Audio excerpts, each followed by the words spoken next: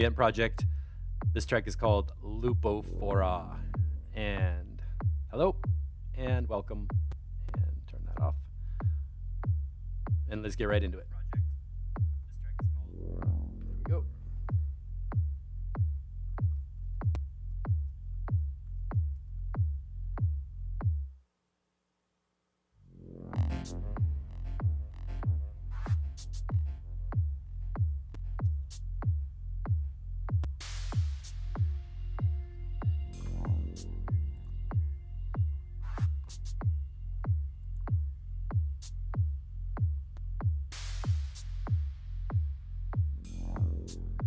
All right, James Sargent, Randy Adams, Oliver, OSP, Michael Klitt. I know who you are. What's up, everybody? This is a 10-minute track. So we're going to have to skip out a little bit, but I wanted to let it get us in. Let me get my volume up, too.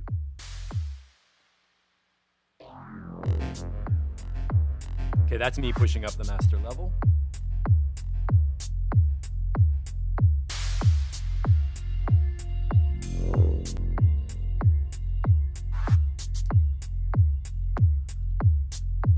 I love what this project has been turning into. It's so deep.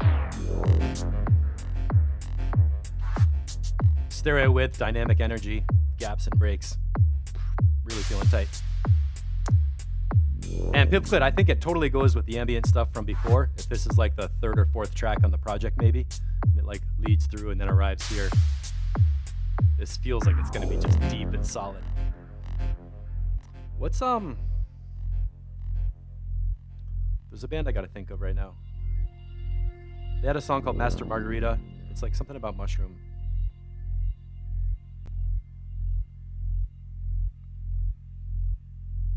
The Womb. Is Matt Schultz here yet?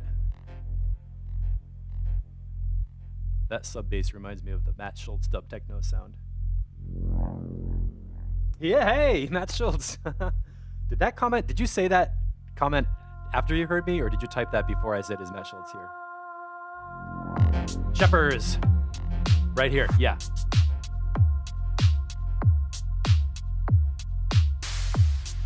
Ah, those papery white noise snares are so good. Infected Mushroom? Is that who it is?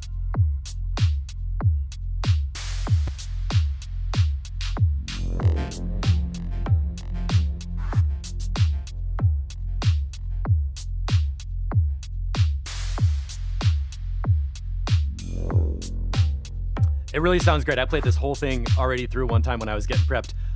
Let me skip forward a little bit. We're totally in the groove. Everything is great so far, like peaceful and deep and pulling you forward. So let's bump through a little bit because we've got a lot of tracks to play today. Let's hear how we get to the breakdown.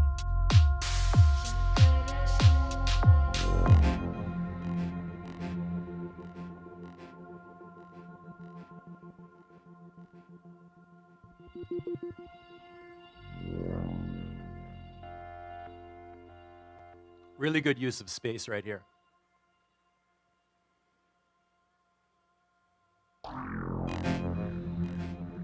Sound design, perfect.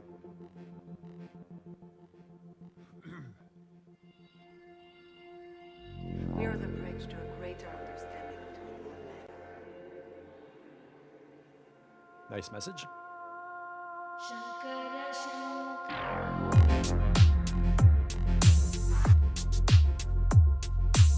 It's great. This is ready for a side dub mix set. Big outdoor forest with like all kinds of lights.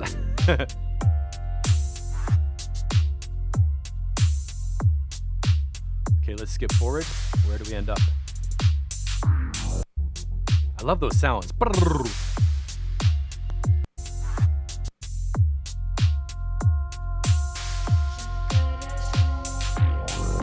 Now, I don't want to be cliche, but at this later part of the track, I could actually see some hand drummers playing along with like a djembe trio or, somebody doing something. So I don't know if you want suggestions on what else you could possibly add, but I'm hearing that rhythmically, we've got kick, snare, a little bit of a tick thing, some little blurbs in the rhythm. And there's a hint of a hand drum, like a conga tap, like a rim tong. But maybe if you wanted to just bring this a little bit more energetic, somewhere in this third end section, like around here, like a slope, like a calm hand drum, but that's a faster rhythm, like a dun dicka dun dick dun dicka dun dick dun dicka dun dick. Not like an aggressive pattern, but just another like percussion layer.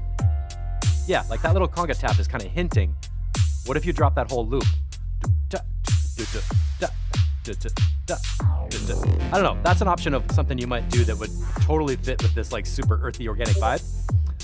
And that's really the only thing I could think of. Yeah, Shepard is perfect. Exactly. Let me just dip over and mute my Discord notifications so you guys don't hear those on top of your tracks. Sorry, Discord. There we go. So Pipclit mix is amazing. The length is perfect for this style. Everything about it is great. Maybe add a little bit of a earthy drum layer or something.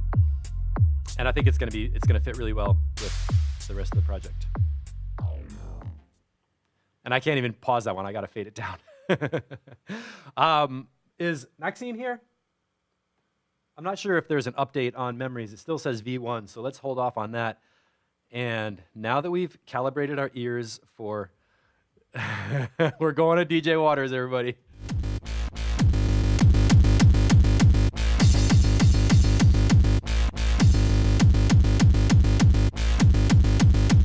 So French core 32 bar loop.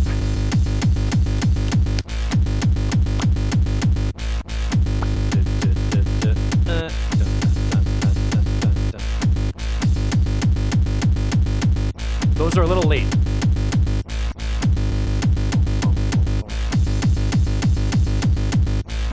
So the wow wow, those sounds coming in between are just a little bit late. I'm not sure if it's from the shape of the sound or how you're laying it out, but 6,000 RPM, yeah. It's like boom, boom, boom, boom, boom, boom, wow, boom, boom. It kind of goes out of the beat and then back in. So those alternating beats, the one that's like wow, those need to be a little earlier. Wow. Wow. Wow. Do you see what I'm saying? There's like a millisecond gap before the wow wow comes in, and it's that thing where we're on body groove, and like it's okay to have a gap for a whole beat, so you're doing dun dun dun dun dun wow like that. But if it's like dun dun dun dun dun dun down, and you're like the chow is coming before you're on the next beat, it's like a little hesitation, a little bit of a micro timing problem. So I think those are a bit late. And I'm so curious about the sound design. This is coming from Ian Waters, who's been studying some really interesting kick drum grinding the sound design. And those samples sometimes can like the sample looks like it's a length, but if the attack is like at the end of the sample, it feels late, even if the sample starts at the right place on the beat. So you might have to actually cheat the sample a little bit forward earlier, and then the pulse of the beat is going to hit on the grid where we need to feel it, if that makes sense.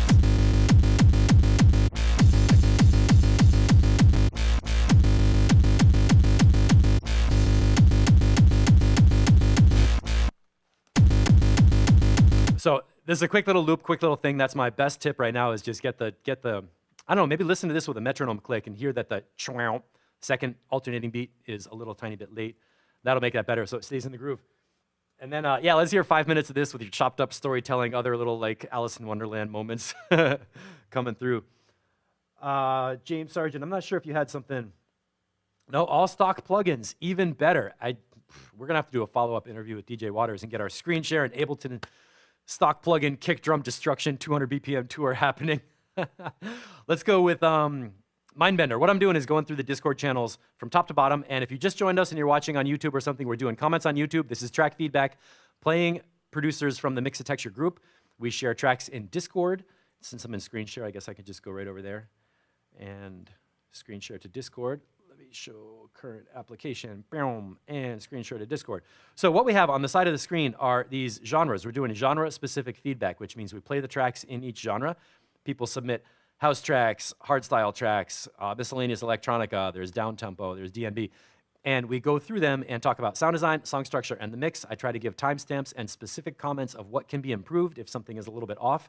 Or, like with Pivclit and the ambient stuff, there's nothing that is wrong with it, but sometimes we make a little recipe of like, here's what he's doing, here's why it works so well, here's how you can do this thing in your track using the recipe that we just heard. So it's a little bit of reverse engineering the good stuff and suggesting some technical fixes for the stuff that needs another update. And the coolest thing is we do this twice a week. People are updating their mixes, putting them in for next Wednesday or next Saturday, really making a ton of progress, and we're seeing results in better tracks, more new releases, and all kinds of stuff like that. So that's what you just walked into. If you're wondering why we're playing ambient and Frenchcore, it's all about the production quality and the feeling in the music. I don't care what genre you make. You could make electronic toilet music, and we'll help you review it. So here we go with Mindbender, Your Love Keeps Lifting Me demo.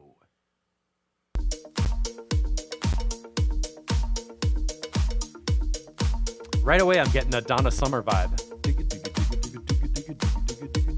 What's that song? I Feel Love, but this is not that.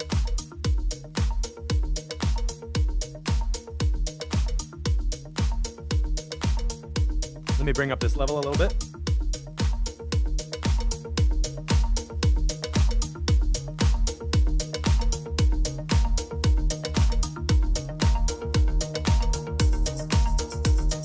Nice tambourine coming in. Is Morton here? All this time I've been saying Martin, it's actually Morton Mindbender. We did an interview on Wednesday that's almost ready. I'll have it out on Monday. Really interesting guy. He tells you how he does this music in the interview. I'm gonna give you the Mindbender recipe if he approves it.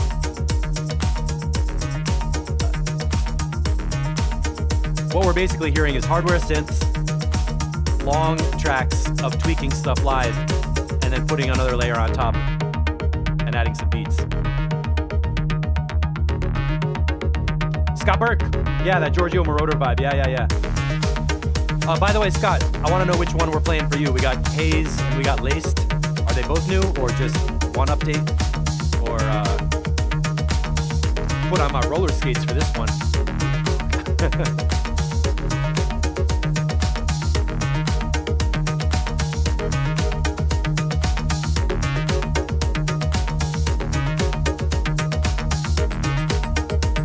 Yeah, James, he's in Stockholm. I mean, yeah.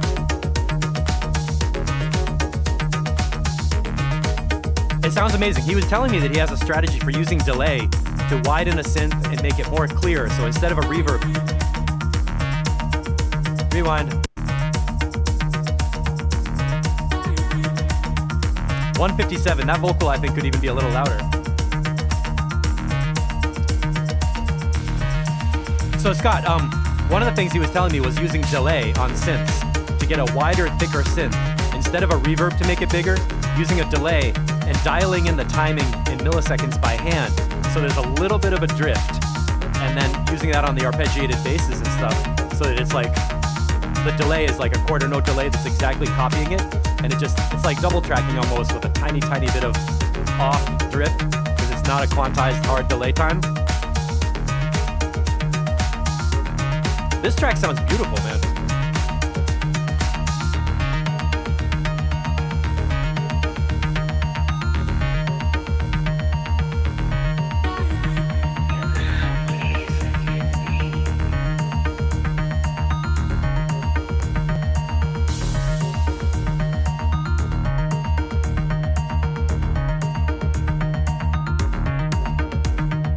And the bottom comes back in.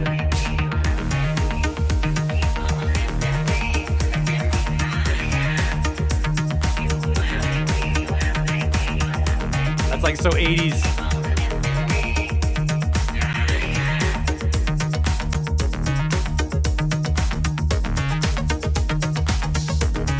There was a little bit of a detuned synth up there in the breakdown.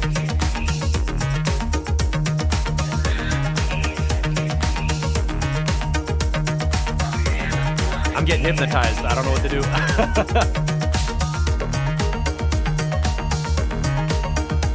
Now something's growing, some filters moving.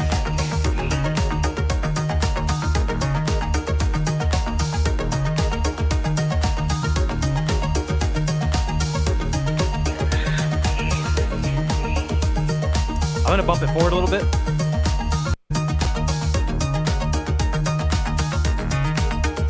That tambourine comes back, okay?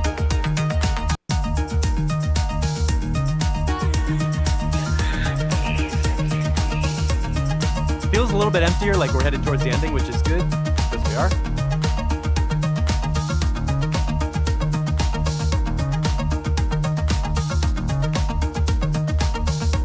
I want to see, what did Mindbender say about this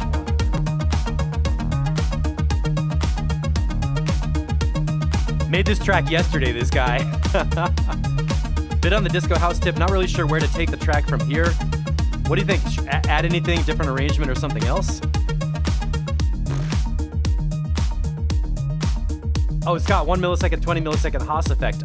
No, that's much, much faster of a delay than what we're talking about. I'm talking about actually like a quarter note sync where it's copying the whole bass line or synth ARP line loop switch and getting the echo to double up and like double the whole thing. But then he's using millisecond delay to dial it in. So it might be like 247 milliseconds or something. Totally not that buzzy fast. Like if you put on like a 15 millisecond with a long feedback on it, you get that. Well, that's not what I'm talking about. So Morton. I was totally in the flow. I mean, I really like how the sounds are fluid and oozing and moving and they take you on a journey. And it's not like, you know, build up, drop, 16 bar change. It's not like that predictable blocky format. It's much more of a live feel. And I know we just talked about this in the interview. It feels like almost like a really excellent recording of a live performance where one person's tweaking synths and one person's rocking the drum machine. And that's where the track comes from. So, oh, Pivot, yeah, DDR. Wrong. I'm sorry for pronunciation on that. I like it a lot. The mix is sounding good. Other people usually give better low-end feedback than I do during track feedback because of headphones and stuff, but all the elements are there. There's not too much going on. It gets your attention. The sounds are beautiful, and all the sounds come from the same like palette of sounds.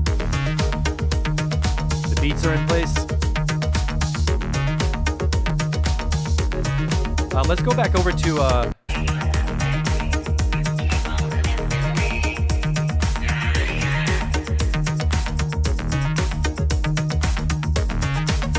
oh, Scott, I don't think he's talking about delay on kick or bass, sub bass, but like arpeggiated synth lines. Where was that detuned synth? Around 215, yeah, right here. Does this sound a little bit detuned? I thought that was kind of cool.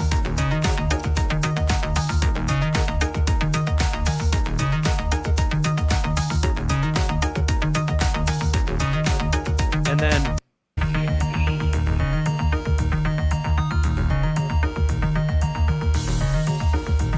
maybe the hi-hat and crash could be a little louder, maybe. But it's very synth music, so it's not about like the most cracking.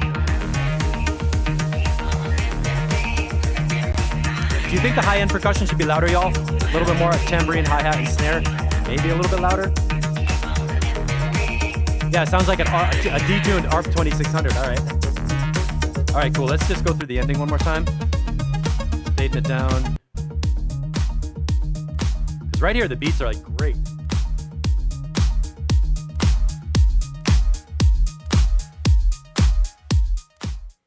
So in general, that drum mix sounds amazing. The synth stacks are so big that overall, if I had two channels of like, here's one channel of all the synth, here's one channel of all the drums, I would take the whole entire drum mix up a little bit and take the whole synth mix down a little bit just to get the drums like more like super disco. That's a pretty minor comment. Really beautiful track, and everybody can look forward to hearing this interview on Monday. Let's say I'll send it out with Morton and I talking about life, music, electronic music production, how he got here, which is an amazing story, and how he makes these tracks, which is also an amazing story. And he's just a super cool guy. Yeah, Scott, a quarter note delay. Yeah. Shepherds, you're hearing a tiny amount of bit crusher on the drums or on the synth stack. I'm not sure about that. So is Adam Hatfield here? Calling Adam Hatfield because we got the haze and laced. So while I'm waiting, Scott, which one? Laced or haze? We're playing the laced haze. I think we're playing, well, that one says 2 days ago. DJ Waters, too much acid style for my head. Puts me in a hypnotic state. Yeah, DJ Waters like frozen, about to take a sip of tea, like. Synth. I'm gonna start with Laced and let me know if we want to play the other one.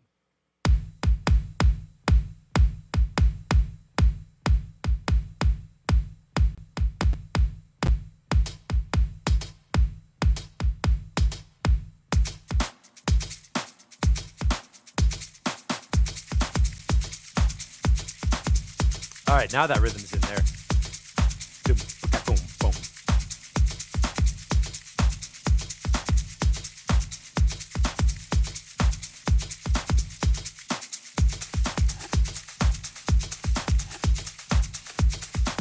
Beats are super cool. Kick drum could maybe be a little bigger.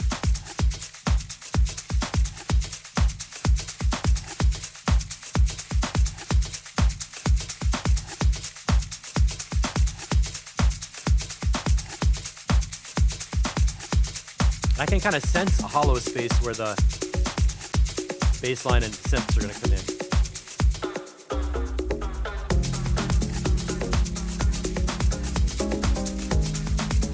Yes.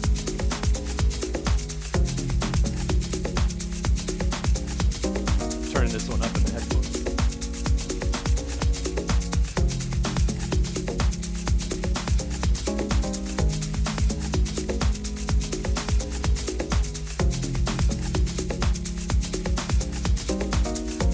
I love it. I love it. I love it. That was a great moment. Wait a minute. Was that a delay coming in?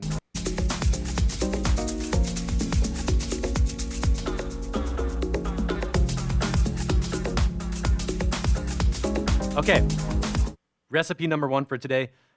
You hear me talk about drum breaks all the time. Like, hey, before a drop, use a drum break, digga, digga, digga, whatever.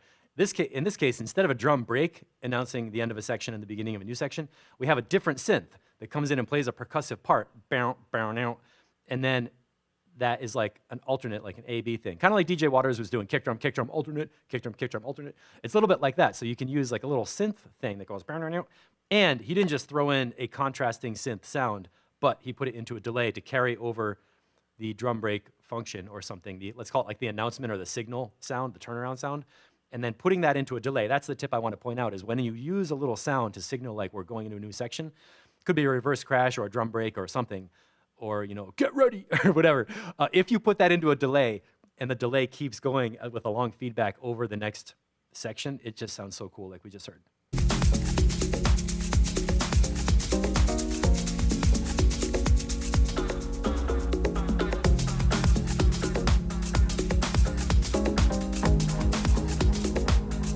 Yeah, that wide.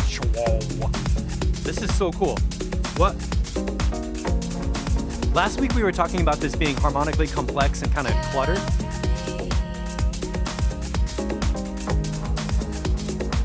This sounds so good.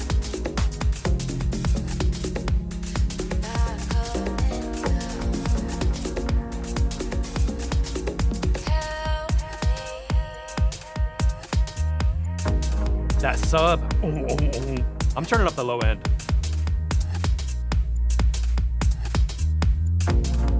For medicinal purposes only.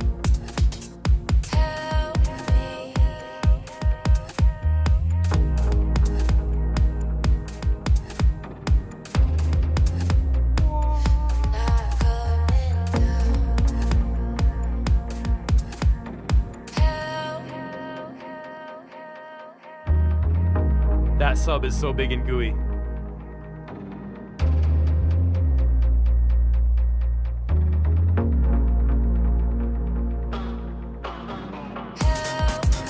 Just out of curiosity, what was that?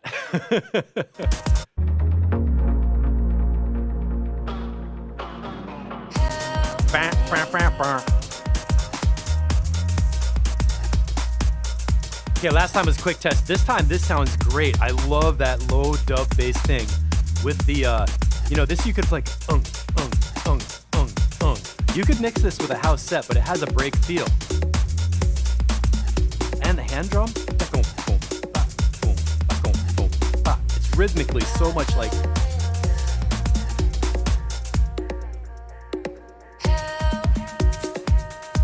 whatever that little tiny hi-hat was right there, bring that up a little bit. That's like a 12K sound or something, like a chirp almost, like a little chirp. If that's a little bit louder, it's like kind of like up here, you know, like. Yeah, vocals are just delicious, man. Ah, James, that sub is making the beer belts bubble up in your belly. We got the dub chords, the bass, the drums, the effects, the vocal.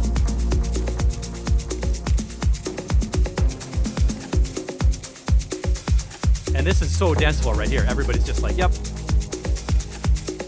Lots of space.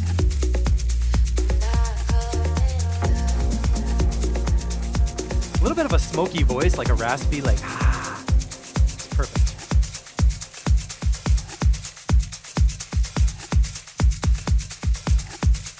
What's gonna happen? What's gonna happen?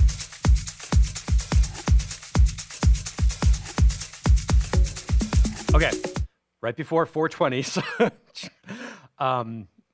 you could cut the drums and have a dramatic emptiness right here. So let me count that out. Okay, 1, 2, 3, 4, 5, 6. Cut. Drums. And then bring them back in. Like, cut those drums and have like an echo space for like 1 bar. And then have that wet conga come in. There could be like, you know, as I was counting from where the chord came in, out 8 bars from there, like bars 7 and 8, just like mute some drums and have an echoing space moment. Then when the drums come back in, it's gonna be like, beautiful.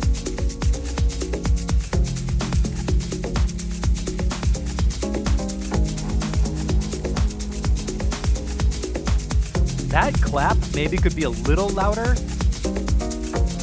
Well, now it's gone. Where'd it go? The clap was right here.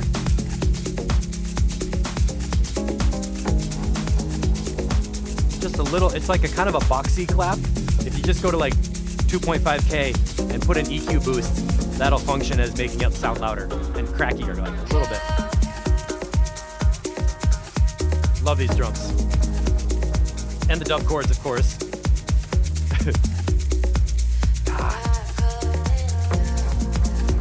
I know I'm in headphones, but for me, this makes it sound so good.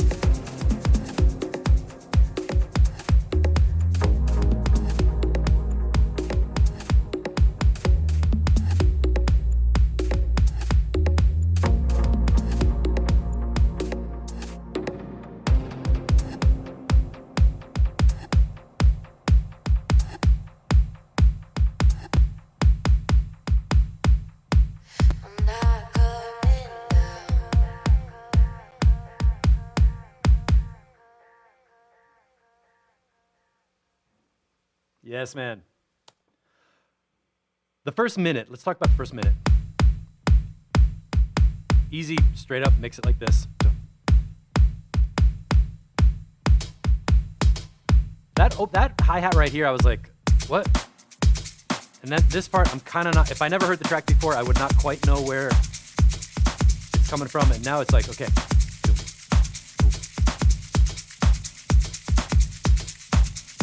So, for DJ tools, it's fine, But for Spotify listeners, you could almost cut off the first 30 seconds if this was gonna be like a Spotify, like a listener, like a person in the car wants to listen to it from the very beginning. The first 30 seconds are a little too empty and just kind of like, oh, it's some beats. But for DJs, it's fine, so I don't know.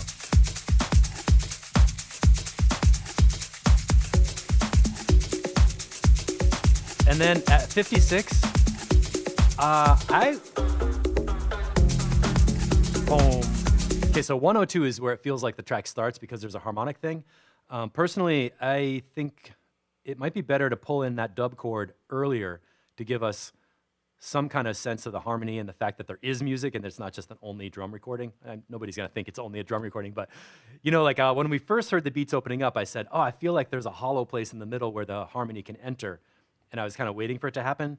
I would introduce that dub chord earlier and don't go from kick drum and then conga, because the conga coming in by itself like that sound is so cool, and it should be like built up to where the conga enters. So maybe somewhere after 30 seconds, pull one dub chord, like that big spacey wide chord, to give us harmony earlier before conga. What do you guys think about that? Is that legit? I think so. Personal choice, good point. What you're doing is not wrong, but for me, I'm like right here, that 56-second thing with the beat and the conga drum sounded like the most epic mix out 12-inch LP version imaginable. Just crazy good beat conga. You could mix anything on top of it, and it'd be a great ending. Like 16 bars of that would be sick. But having that at the intro is like, oh, well, now we have a long lead-in section to mix in with. So I guess this is kind of a question of who's your exact audience for this. If you're going for like an album of people listening in the car where they hear the beginning and they're not mixing it, then maybe the intro is too long. But for DJ tools, it's like a Paradise perfect track. So let's leave it at that and move on to, are we doing Weirdo Town or Voer? I'm gonna go with both. And Danats, Adam Hatfield, are you here? Paging Adam Hatfield. Which one should I play first? Oliver, I'm gonna go with this one. And no, I think Weirdo Town is done. Let's try this one. Okay, earlier chords. And Oliver, let me know if I should play the other one real quick or not.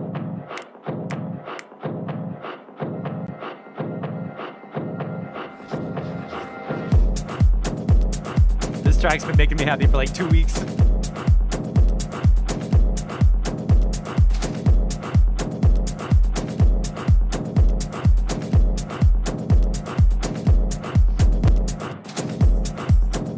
Voer if. Put your brakes on. Speaking of interesting delays, that little inner rhythm loop thing is super cool.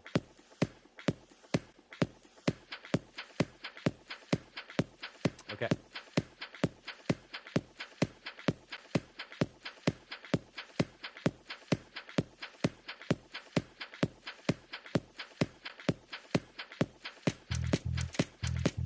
Aha. I remember I was saying typewriter typing sound.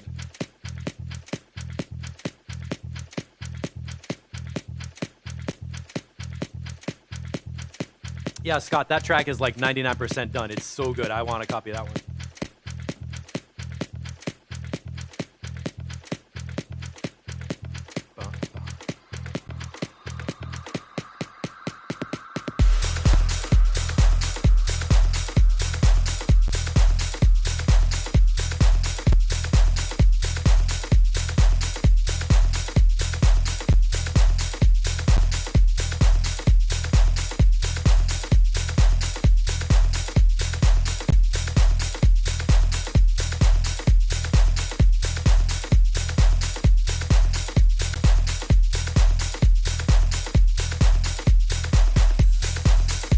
Double bumps. Boom, boom, bop, bop.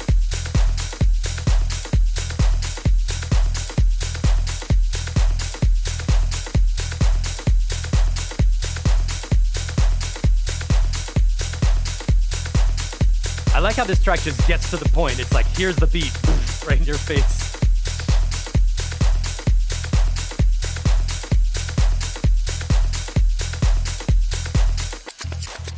Ooh, that was nice. That was nice.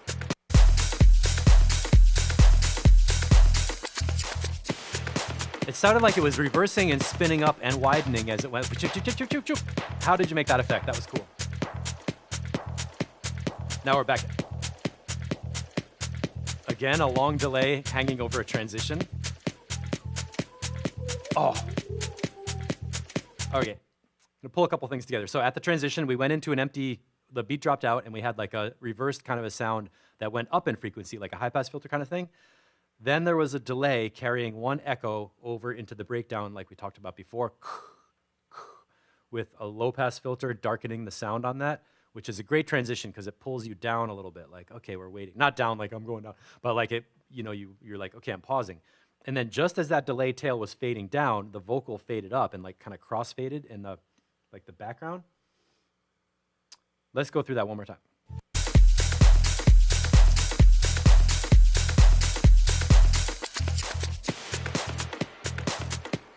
So there was like a short downlifter sound. And it's echoing.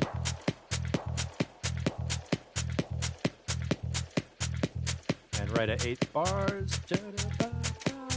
And the vocal starts coming up. This is a perfect blend. In the first version, if you didn't watch it, if anybody's watching the replay, you didn't hear the first version, there was kind of like a long, like an 8-bar chunk that was too empty before the vocal, and we talked about it, and now there's just an effect with a delay and a tail that perfectly blends, comes up to here. Amazing transition, seamless.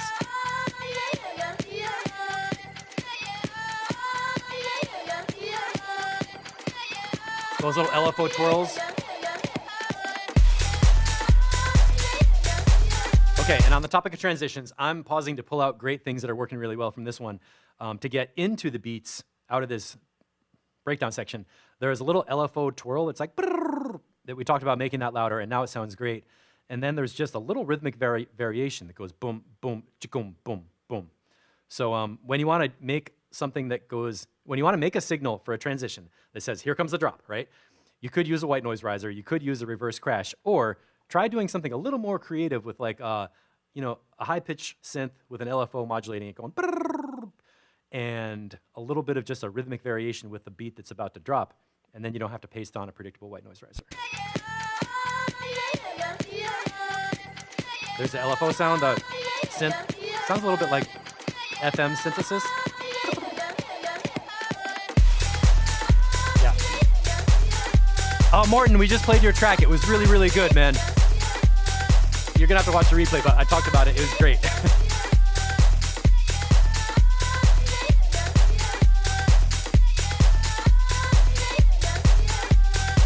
And now we're in like the heart of the track with a full beat. It's so groovy, and the vocal's so good on top.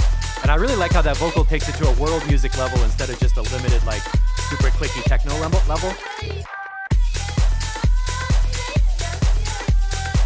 That vocal makes it playable to a much bigger audience. Bum chick butter.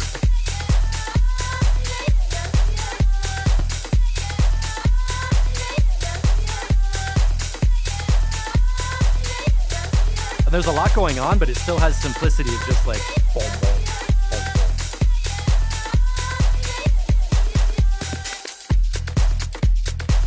Kind of sounds like the person's having fun producing this. Like boom, boom, chak, chak.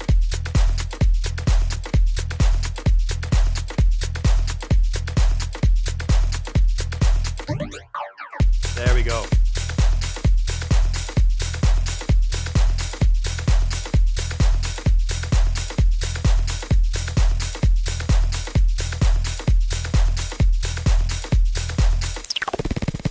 Ooh, the sound effects are getting nice in here. One question is maybe that last little section sounded a little bit empty. Okay, I think I hear a little bit of a vocal into a delay at this part, but after that last rhythmic break, could you take the last vocal and put that into a long quarter note delay, so we have the same thing of the delay bouncing over this section right here?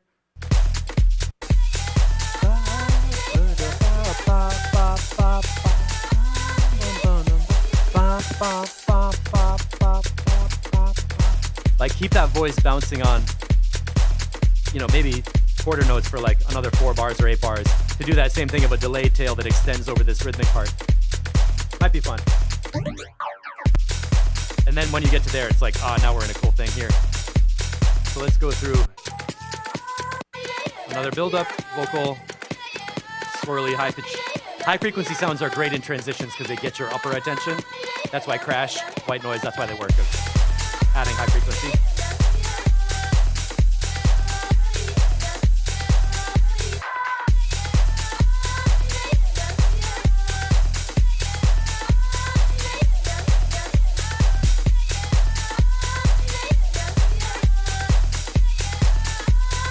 Yeah, I agree. This is pretty well done. Let's see, how do we get to the ending?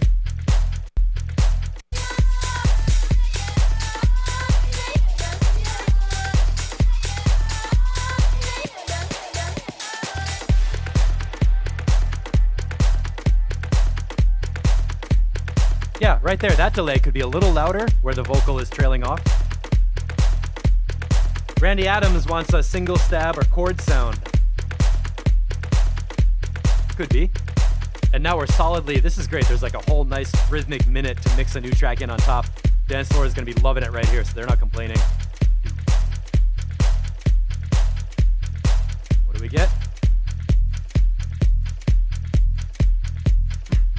I would love it if you do one more crazy kick drum double bump before the end of the track.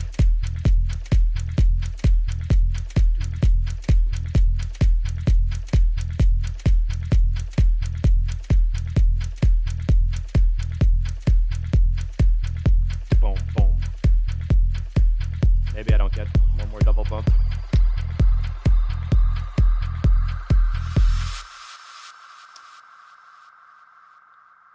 And then a nice long reverb tail. That is just super cool.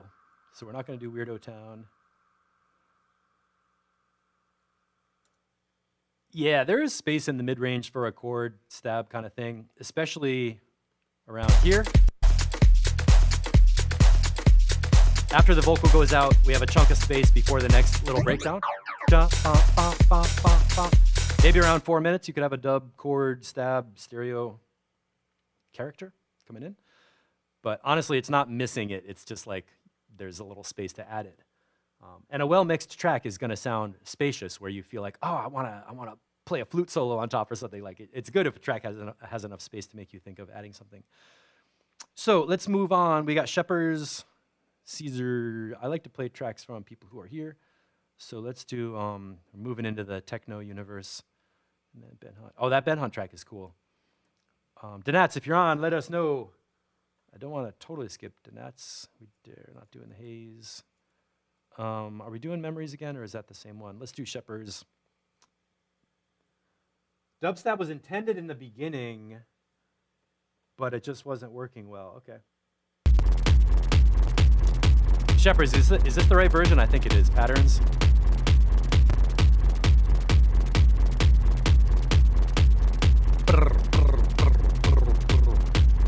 That's a fluttery. It sounds like a piece of paper like fluttering in the wind.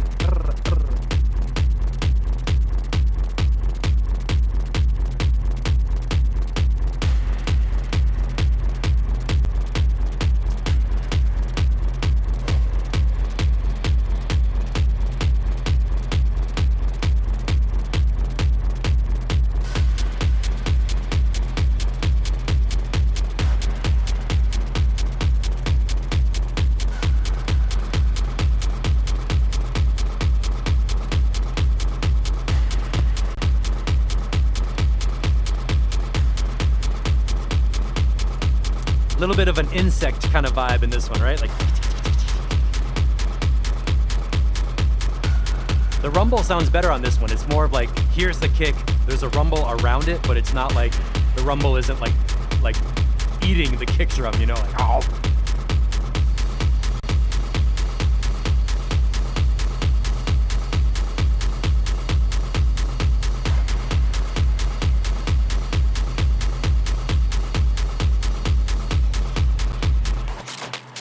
Ah, I like that little shipper twill.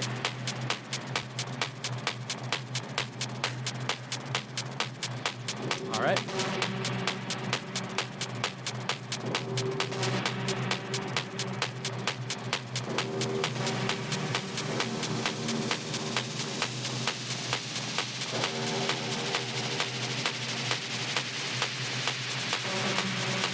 I like how that sound is just developing.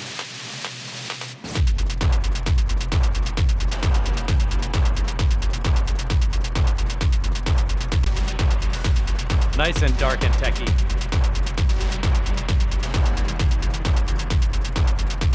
You spent hours for the low end, don't we all? Sounds good though.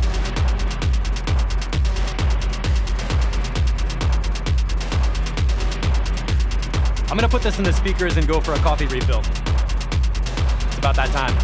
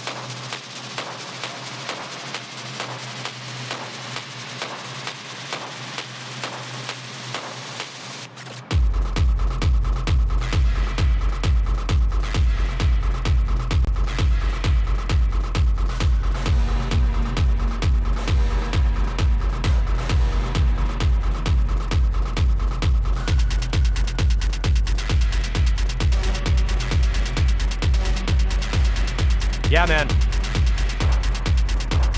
I agree with all the comments.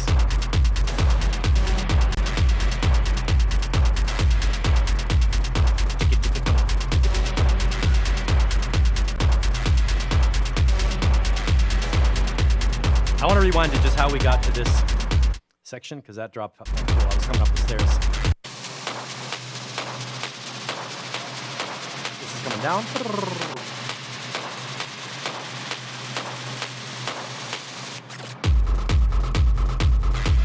Could you do one thing to make this grow a little bit more, which is turn up the reverb? There's a clap that's like, if you could make the clap reverb just get so like ridiculously huge, it's like, and then quickly cut it back down at the drop, I think that might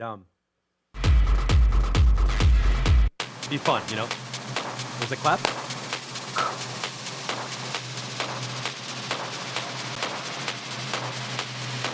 If I can do it.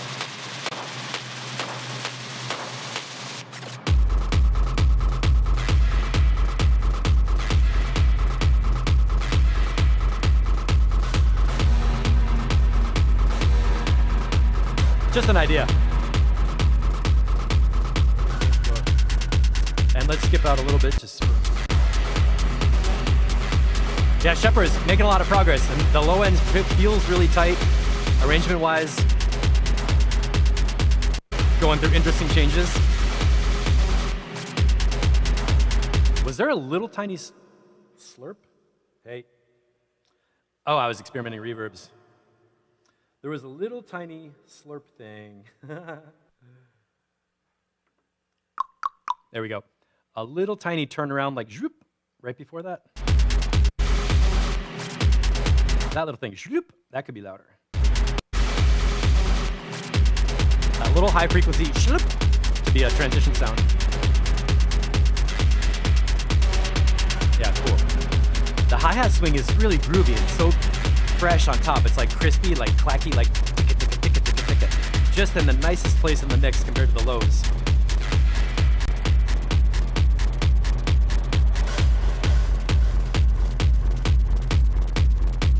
And now we're back to the opening section again, right?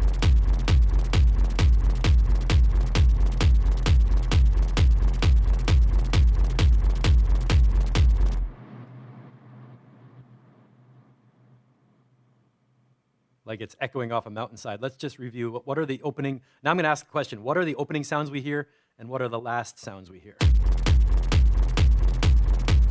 Kick, flutter, echo. Okay, and then at the end, same thing at the end. That's a great structure. It comes in, does a whole bunch of cool stuff, ends the same way that it began, and you didn't cut off the reverb tail.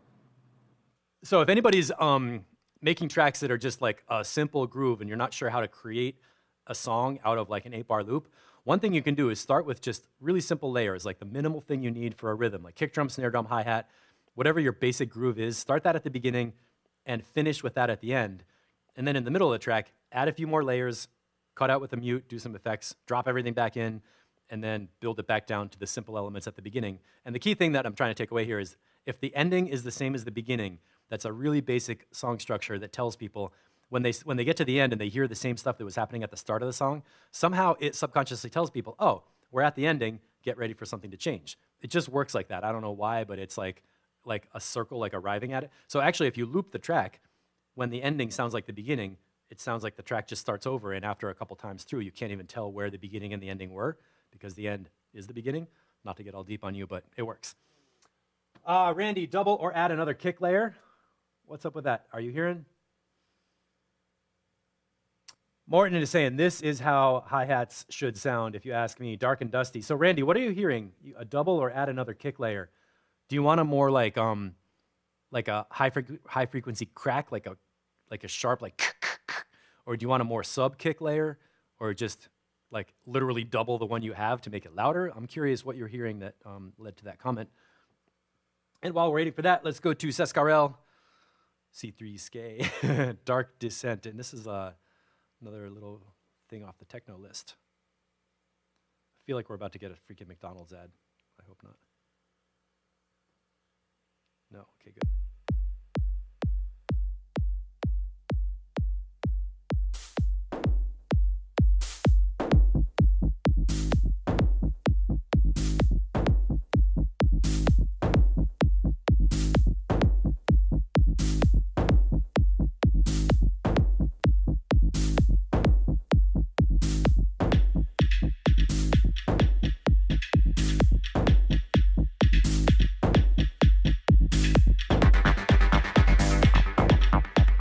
Okay, that synth entered kind of unexpectedly loud.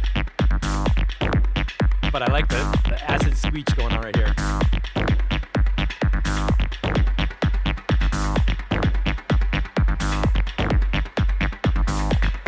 Where is this one?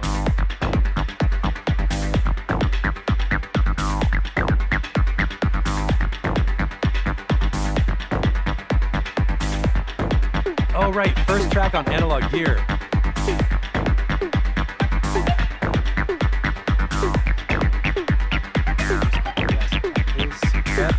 Question about the lead on top. Breakdown drum fill.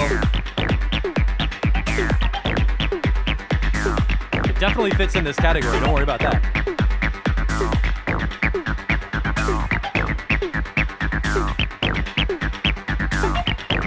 Is that the lead? The pop-up?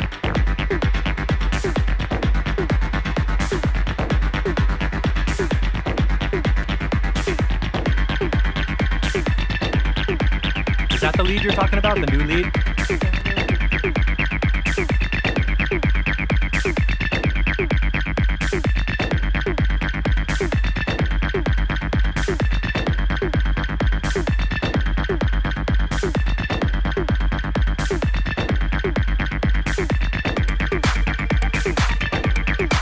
Oh, I like what the leads are doing on top now.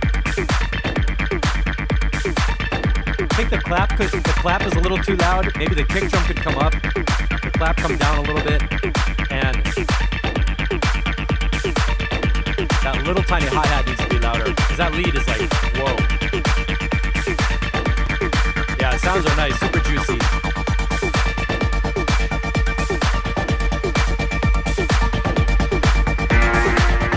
I'm bumping up the low end bass on there to get the kick bigger. That synth is too loud, so we gotta bring that down.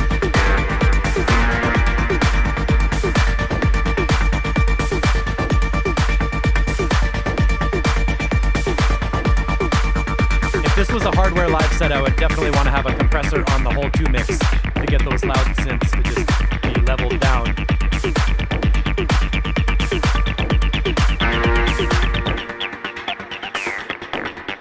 And Caesar, did you record the analog stems and then mix it in live as audio, or did you just play analog and record a stereo mix? Like, how do you have the tracks split out? Or do you have MIDI tracks that are playing hardware and then you're coming back in? Well, yeah, you must have done that, right? This breakdown is cool for the right placement, but some of the sounds are like really loud.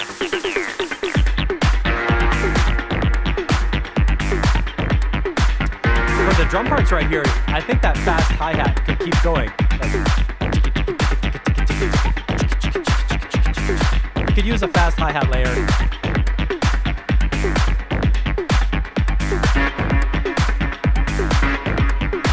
I like that delay. And it's cool that it has like that, the acid squelchy bass line is carrying the vibe.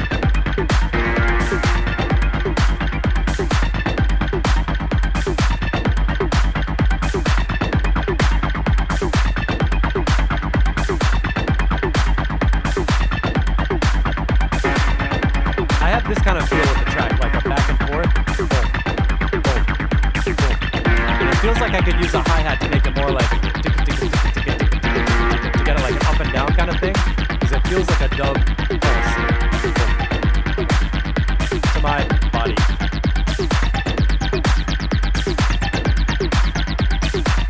The sounds are great. That filter keeps building it up, like.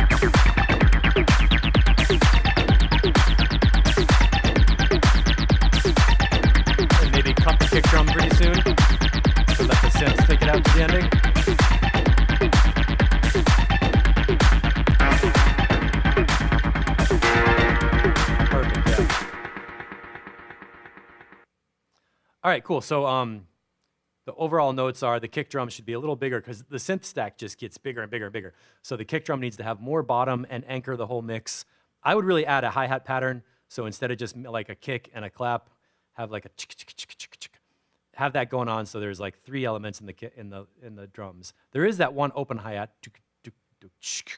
So keep that in there, but add the closed hi-hat. The melody part, I had no problem with that. How there was a bass, the ARP bass, and then new melody parts coming in on top. So the leads were okay. But the synth stabs were basically, the main problem was that some of the synths were just way too loud compared to the other stuff. And it took a while to like expect it, so that I wasn't like, whoa, that was crazy. Matt Scholl, it's a great track, needs some mix down, but musically still works, and say it's done. Yeah, sound design is great, and the arrangement is basically working. Needs some mix work and 1 new hi-hat pattern, and I think we're good to go with that one. So let's go to the next track. Dark Circles is a different Martin, electrified from the techno world. Let's hear what we got. Let me undo my bass boost. Gotta normalize the mixer. Here we go. Whoa. Let's pull that down. Shepherds, this is in your department.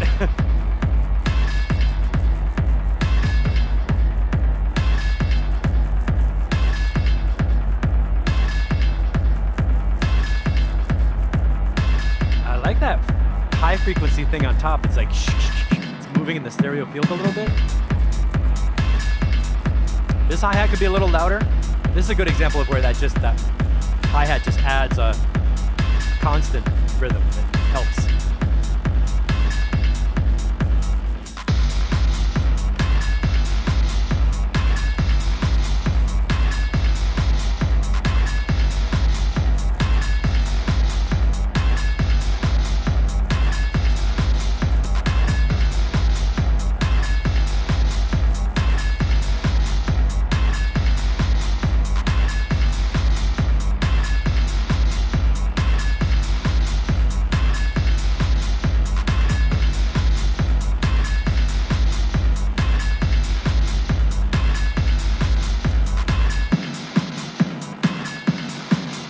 I like that nice solid kick drum.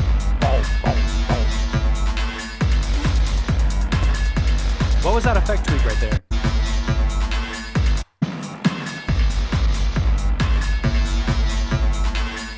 That's that short delay time, like a buzz delay, like brrr.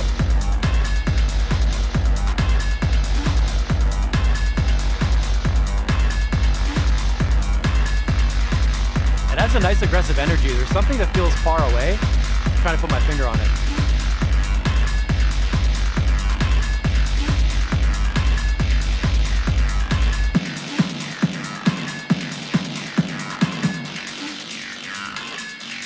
Gem X, what's up?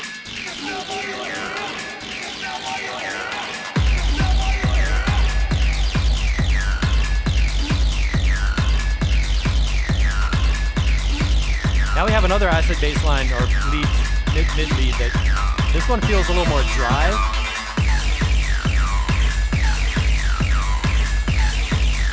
So I think this acid sound could have a little more low end to it, because it feels a little like crunchy and dry instead of like meat, like oh.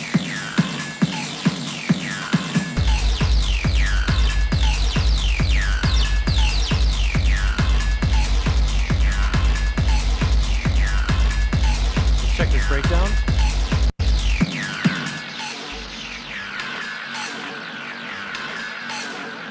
Again, today there's a delay happening into the breakdown. I don't know how tracks have this thing of themes for the week, but the theme of this week apparently is use a delay to echo a sound over the breakdown.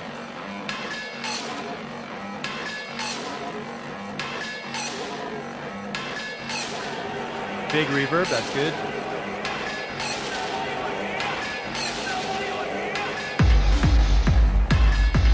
All right, I think I know what sound is feeling too far away. There's a grinding kind of bass line that's like, and that's a little too quiet, which makes it feel like something about the track is far away. Let's see if that was in the beginning.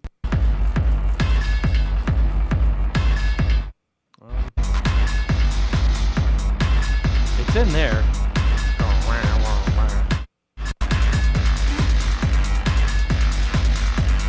Is that the 303 type sound? I really hear it right here.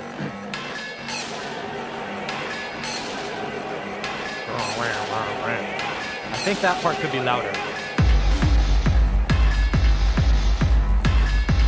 Not sure how many layers of instruments we're actually hearing.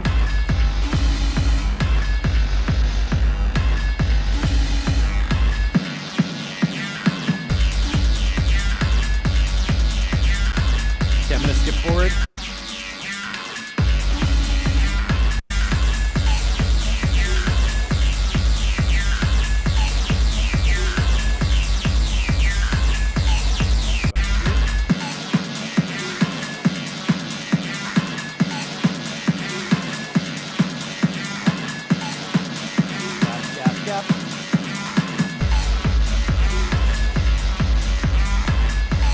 I don't know. I'm having a hard time with this one. I need some help on it. From what do you guys think is happening with the mix? Because it somehow feels a little bit distant or like unfocused or just not as like upfront as some of the other beats. GemX, what did you get a copyright strike for?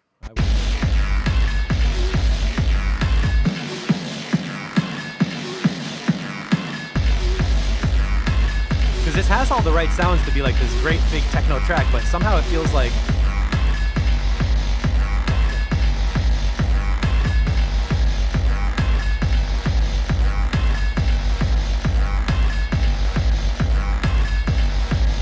can't put my finger on it. Like if it's a mixed thing.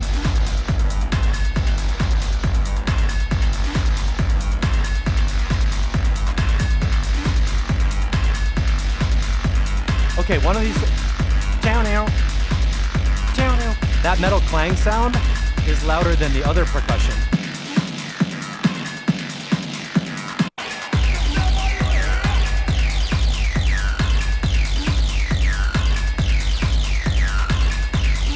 So maybe the hi-hats could come up a little bit and that metal snare down just a little bit.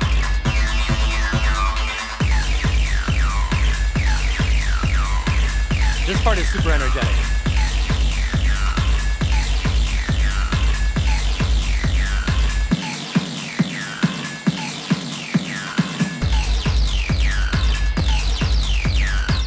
Yeah, this doesn't happen very much, but I'm kind of at a loss to give a tip that would like bring this track to a better mix level. I need some help on this. I'm not sure if it's a low end thing or something. Wow, so you got a strike from using so GemX, you bought an Alesis, you're using a preset from the thing you bought and you got a copyright struck because they probably used that preset in a video ad. That's pretty annoying. DJ Waters, there's a distant tick thing in the background that's annoying on the ears.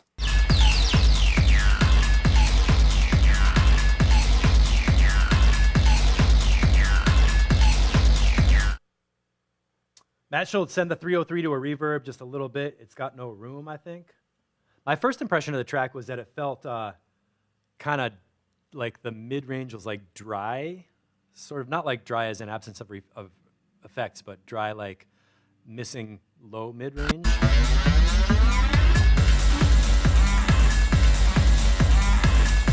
Yeah, if I was going to describe it, it feels like the bass is big, so from like 100 hertz down is big, and then all the rest of the track is like, you know, like 1,000 hertz and up, and it feels like that mid-range, low-mid space doesn't have a much in there, and it makes the track feel like it's all bottom and all top.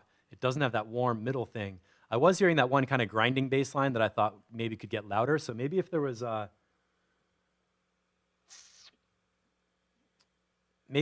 some way to get that bass line more into like the 500 hertz range or something. It's just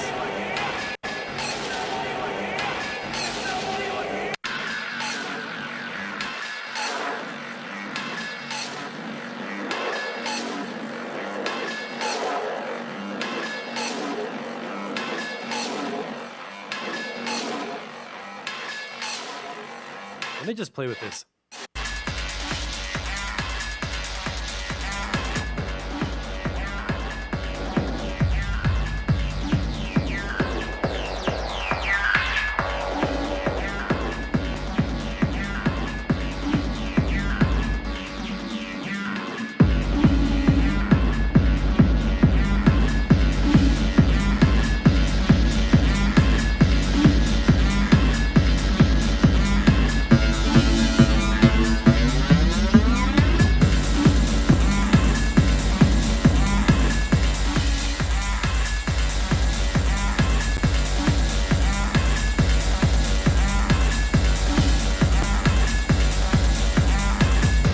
I almost never tell anybody to boost to 600 hertz because that frequency range always sounds weird. But in this track, something I'm going to say for like the low mids from 300 to 700 or 250 or something, it feels like there is space in that area that would, if you raise the volume of one of the sounds in there or EQ'd up a little bit, like the top end of like one of the bass lines, maybe it would kind of like warm it up a little bit and add more low mids to go with in between the sub and the top. Morton, roll off some around 350 to make it a less muddy. I think you might be commenting on what I was just doing. So what I did on the board, I have a 3-band EQ with the sweepable mids.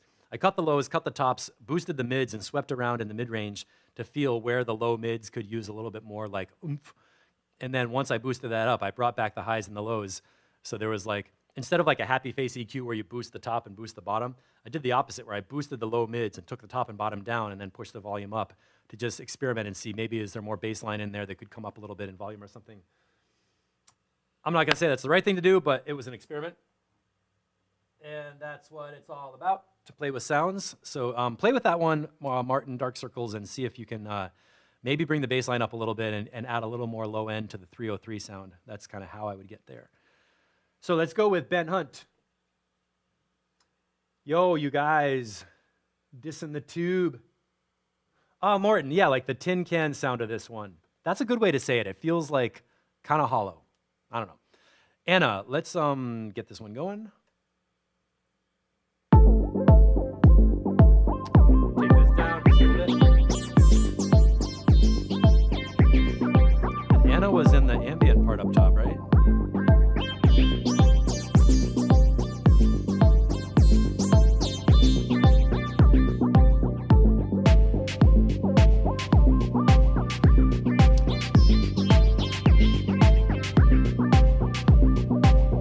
Slow dubby acid tune, Daniel Avery style vibe. I don't know.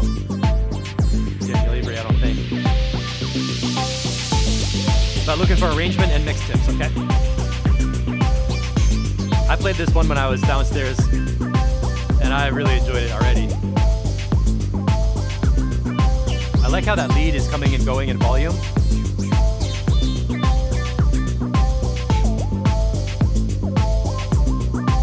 I like the delay on the beats.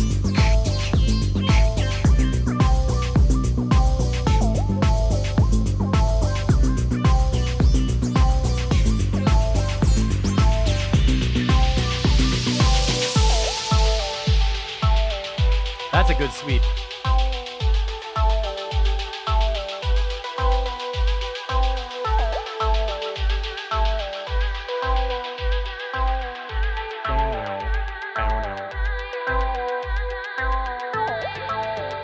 Nice fade in with the vocal. Steady bass line, simple, but does what you gotta do.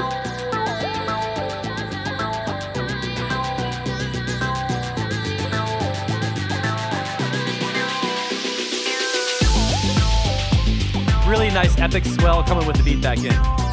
Felt very natural, that's what I liked about it.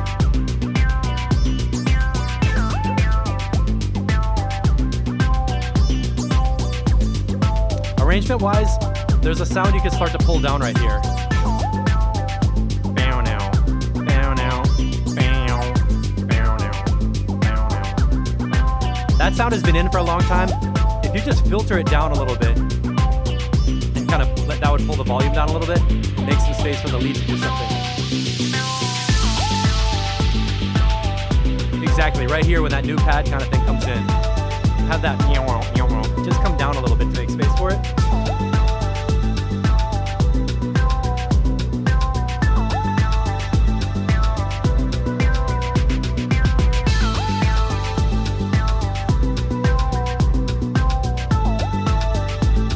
It's crazy about the copyright strikes. Like DJs playing their own original tracks and getting copyright strikes when they're the copyright owner.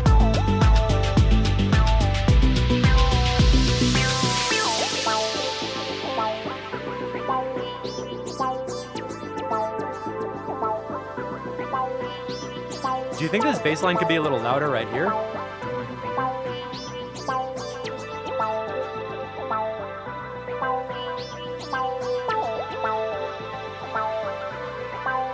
A bit more transience on the beat, Morton. Okay.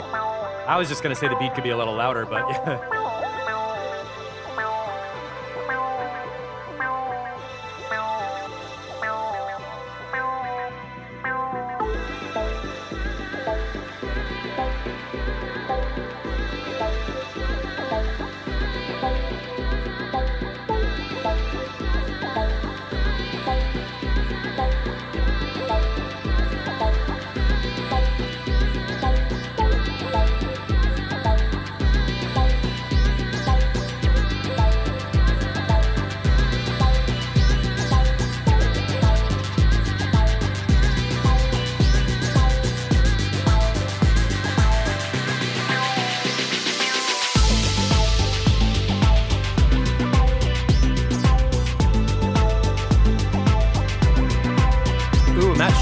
Okay. Matt Schultz comment, something with the kick bass line is not working in the track. I was just feeling like the kick drum was ramping in that build-up, and it was like not enough to feel like a super huge pulse, and I was wondering, okay, when the beat drops back in, is the kick gonna get noticeably bigger or what? So let's just try and see if we can compare kick and bass line. So here's bass line, and around this part I said maybe the bass line could be a little louder. Yeah, bring up the bass line, right?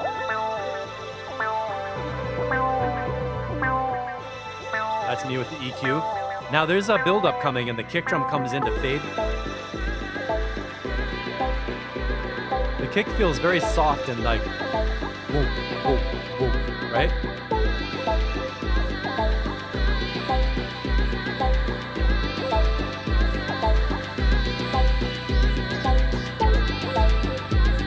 I wonder if we get to hear the kick drum totally alone at the end of the track.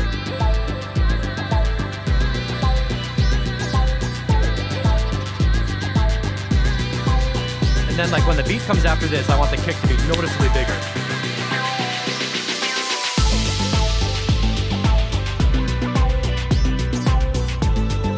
Yeah, the drum break is cool.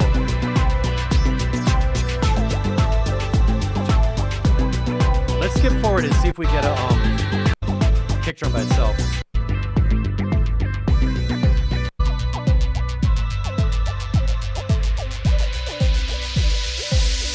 Okay, there it was. So there's a sub bass in there too, not just the not just that bass line, but feels like there's a really low.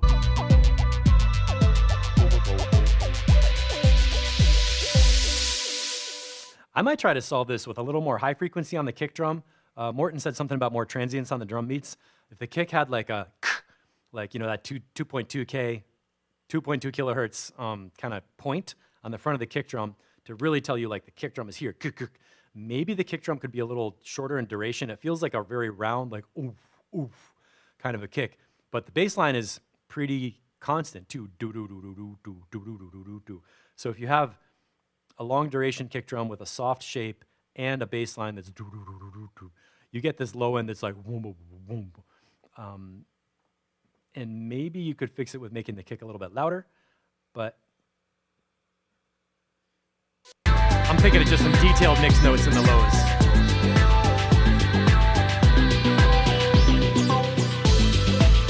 And you know what actually I do a lot of times it's really fun is take a kick and a sub like this, put them into a group together, put drum bus on it, and then change the transient knob on drum bus.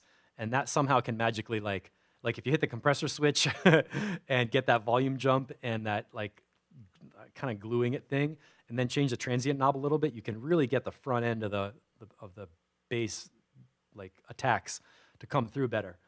Not to crush and kill your drum layer, your low end layer together, but you might want to try drum bus. The sub, Matt Schultz, the sub I was hearing, and sidechain that to the kick and the bass line. So it's going to be a combination of things of either EQing the kick drum a little bit, possibly raising the kick drum volume, possibly changing the kick drum tail, possibly sidechaining the sub bass a little bit, and possibly compressing them together as one group. There are options, but basically the track feels done. It's a great vibe. The sound design is awesome. The flow is cool. Everything seems to be working. We're just talking about some tiny like low-end details. Let's just hear how it gets out to the ending. I like how that bass gets nice and bright, right?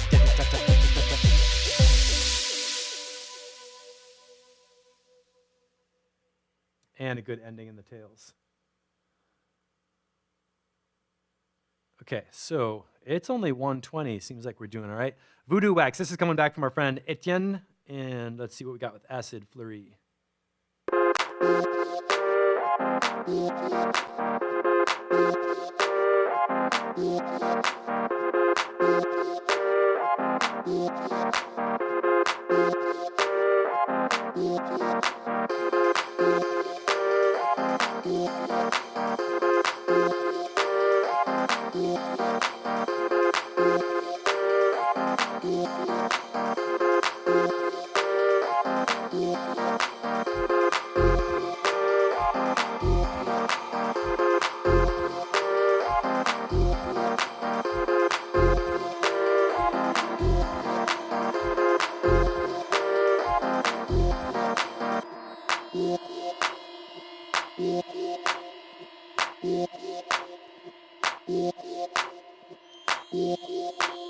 Space.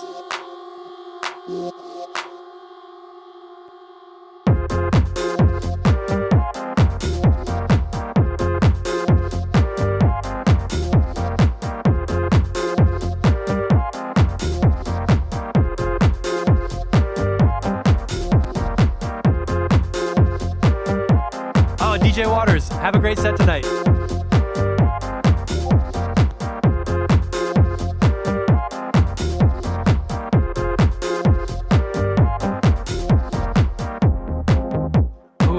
Wide synth right here. Hold on, it was like real, felt very up in the center mono up until now, and then it goes wide right here. That sounds good. Little reverb on the clap, yep.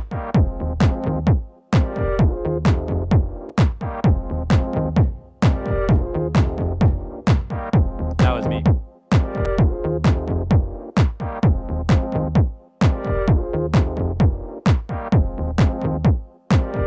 When this kick drum came in, I felt like it was real tight and high. Wait, what?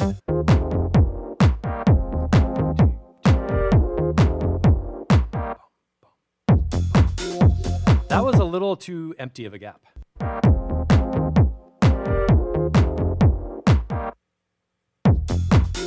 Honestly, that sounded like a mistake in the arrangement. That wasn't.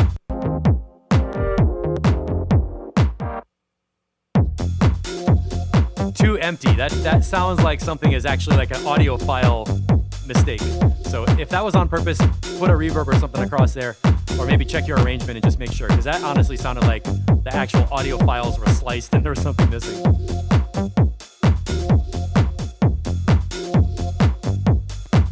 Yeah, Morton, the kick feels like woody. It's kind of like a high frequency, or, you know, like 90 hertz, 100 hertz, like cool, cool, cool. It doesn't have that bottom ooh.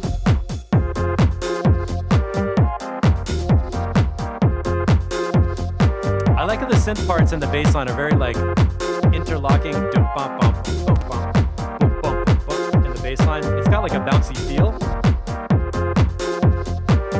So let's skip forward. We got another breakdown. Oh, that lead is cool. That is good sound design.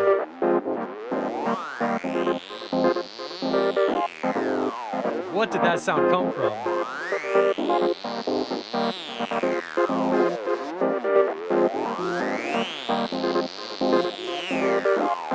I like that sound a lot.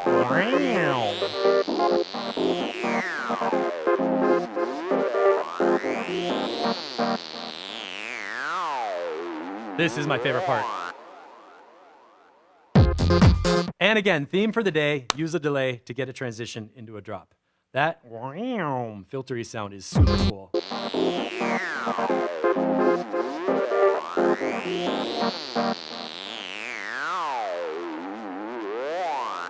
That's great. All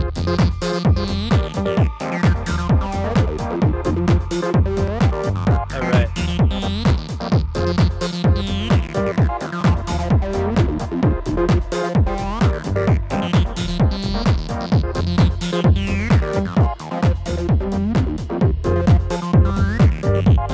Yeah, I just brought the level down, added some low EQ. That buzzy lead is so cool.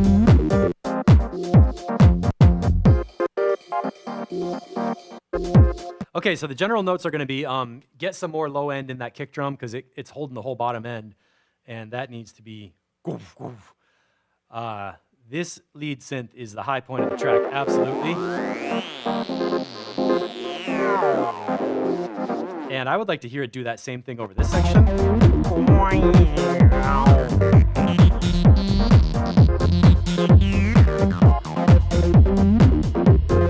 So that's really good sound design. And the like the call and response thing or the patterns.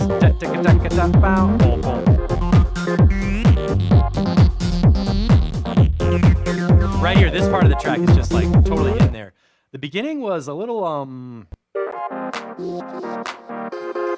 I guess I'd say it's a nice long mix in.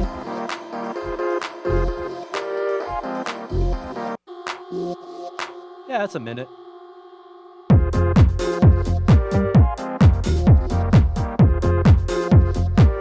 Yeah, and when that kick first dropped, we needed a little more bump and bottom on the kick. This definitely sounds better than the first version, so do a couple more little mix edits and bring that back for Wednesday or next week. This track has got soul. Yeah, absolutely. It has an energy and a feeling of the parts like talking to each other, which is cool. Mix is a bit demo, but that's like part of the sound, yeah. Synth reminds me of Bomberman. Okay, we are up to a couple of these. If you're watching and I didn't play your track yet, let me know. Caesar popped in. We did your track before. I'm going to play Mr. Melvis, who's been doing this jazz, blues, piano, guitar kind of stuff, which is different from our techno genre, so prepare yourself. Normalize, EQ, check, and play.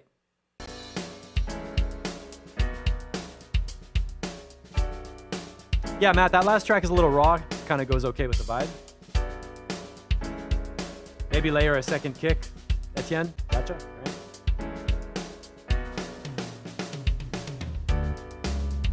I'm gonna pull up the volume on here.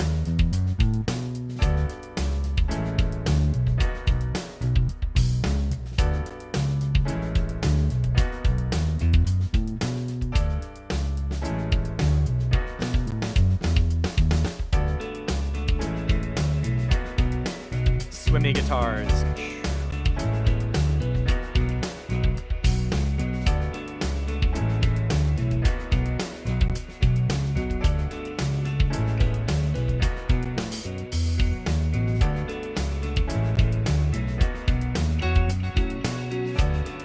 Randy. Okay.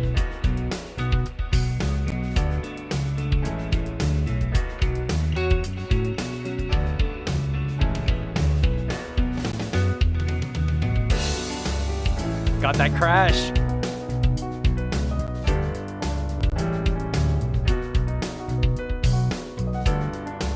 Hey, Edson's here. What's going on, man? Haven't seen you for a while. Yeah, nice reverbs. This track is sounding good.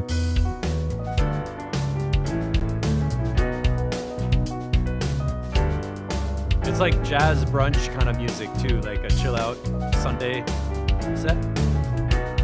Caesar's on fire. Oh, and that ride, and the drums sound so natural even though they're a library of loops. Oh, perfect. The crash changing to sections.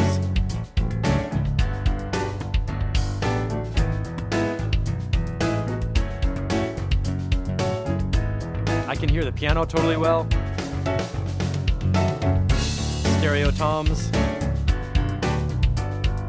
That almost sounds like a crash where it has those little like metal things, the rivets in there that are buzzing, like the what's that called? The sizzle crash.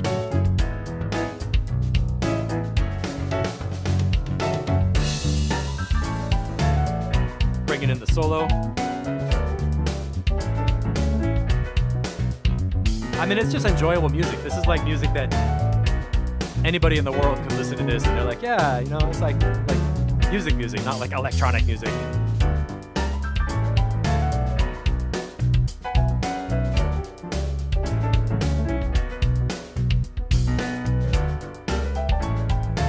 And we should have the return soon, right? The guitars come back in.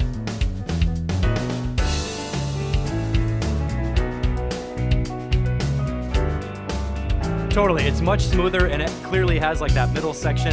So it's like A, B, A, reform. This is done, man. You really did it, Todd. You did a really good work to just pull out the little things that were missing, add just enough stuff to make it right, you know? Yeah, Cafe Jazz, yeah. Let me skip forward here.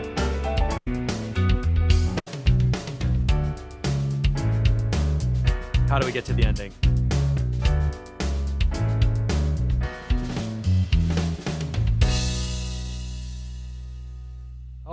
Oh, another Bloody Mary. If you fade in some restaurant noise of people like knives and forks clinking and how whatever. Yeah, great track, man. A lot of improvements. We heard this track probably 3 times for a few weeks. And it's important with a track like this. It has to be believable. You know, you've got piano, guitar, bass, drums. This has to be something that you could actually imagine 4 people in a room playing it, or it's a recording from a band or something, even though this is an electronic production. It really sounds authentic and good. So nice job with that. Terran Campaign, yeah. All right, Randy Adams coming at ya. Randy, you got a couple new releases coming out too that I'll push on Monday.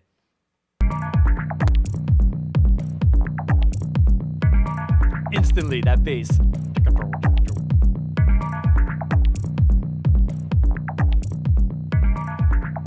What is going to happen next?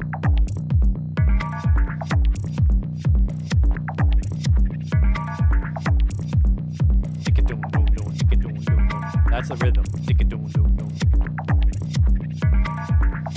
We're going to get a closed hi-hat coming in.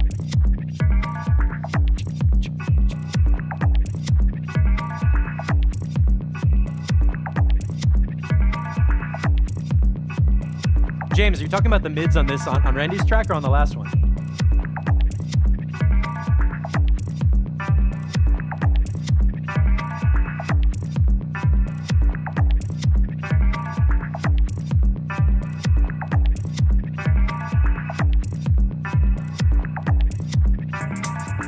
There we go.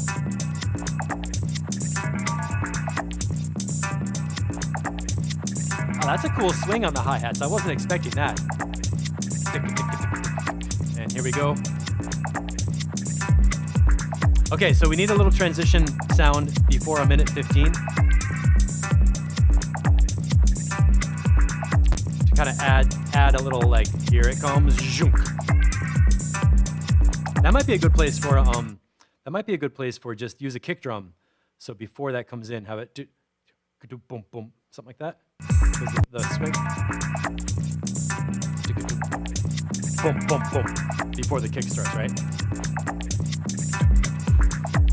Just like one extra kick drum bump in the OSP style to give you a little like rhythmic jog to get the main thing coming. Okay, last track, James, thank you, yeah. There's that high.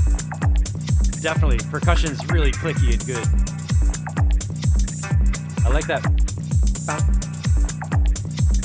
That's a fun sound to play with every time it comes around.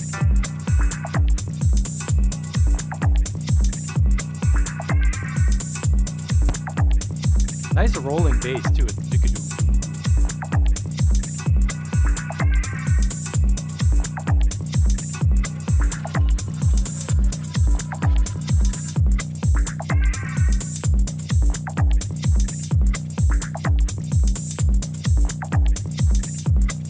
Good suggestions coming in.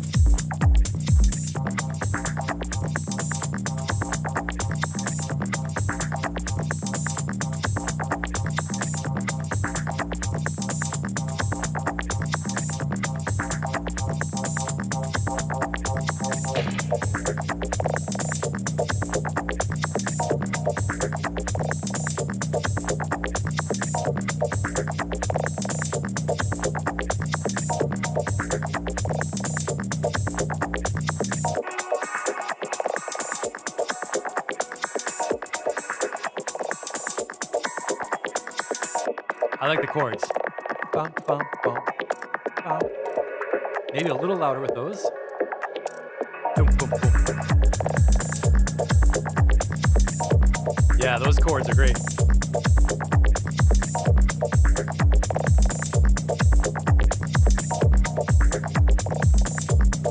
It's groovy though.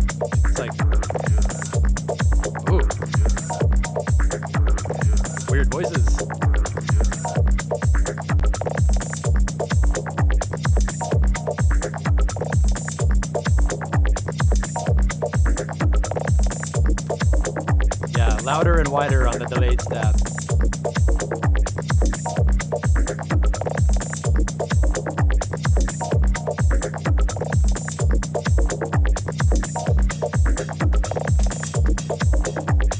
Oh, that's a cool hi-hat layer. Yeah. It's got a nice hi-hat swing, like the percussion swing.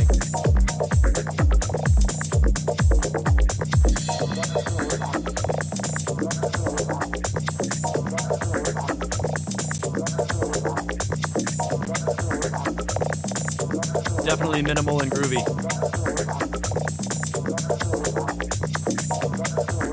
What's that voice saying? You have to feel the time.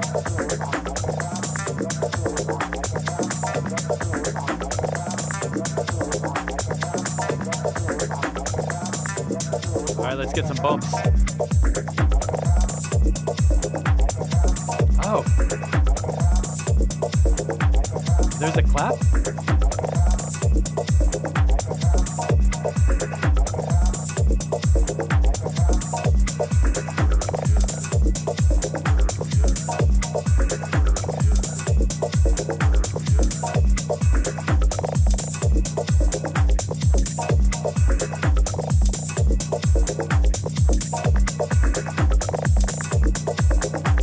I was thinking maybe that clap could be on the 2 and the 4. Cut, cut, cut, cut. Maybe? Demon and Deepman. All right.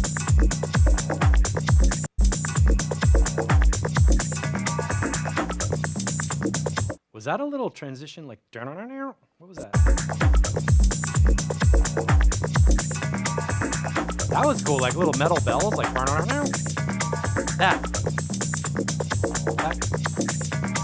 that sound is cool. Let's get that a little louder. And maybe some delay on it, you know.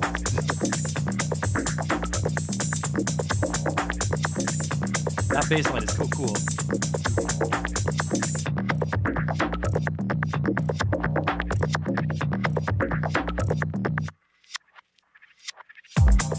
That's a good use of space right there for that transition. Okay, so there's no clap in there. Huh.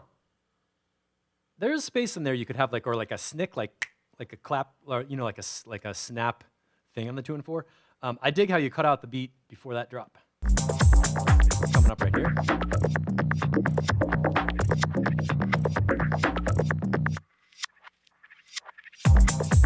That works.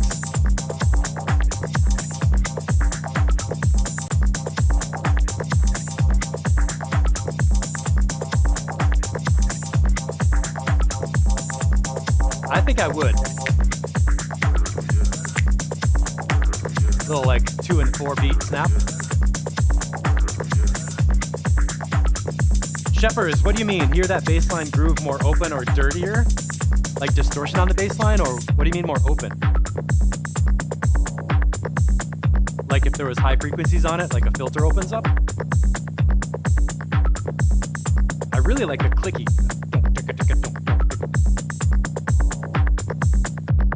Right here. This percussion is so good.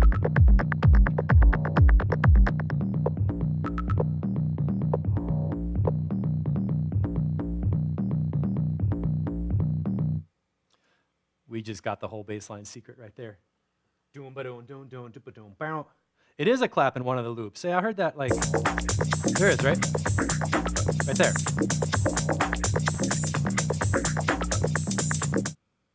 It's quite filtered. Yeah, exactly. All right, so Randy, is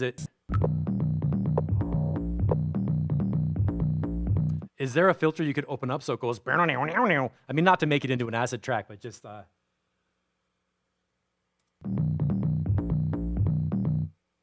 that's a fun track. This percussion part at the end when it empties out, it's like,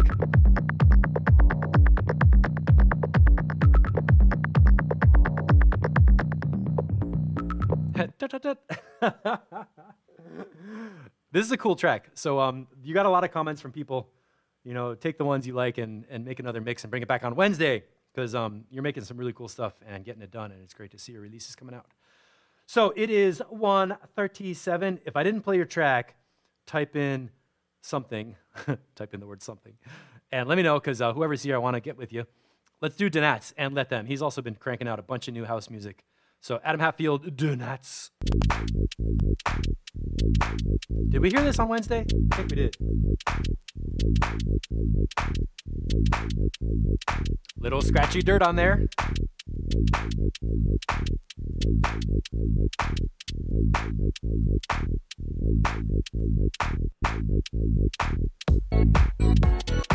Right, we heard this, yeah, the classic Adam Hatfield, like, sample-y, that bum, bum, bum, bum.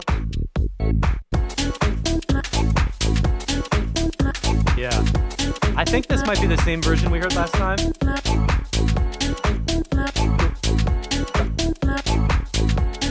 Total feel, the top loops are great.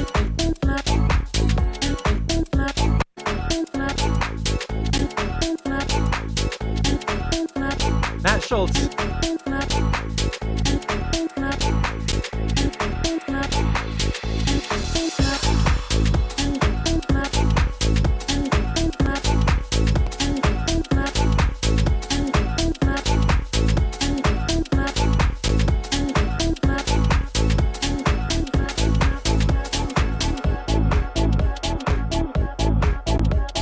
Again, the delay.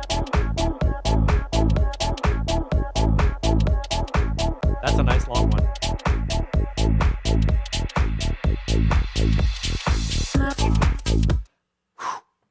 That is something everybody could do. So we're talking about transitions, blends, seamless things that flow from like one section to the next.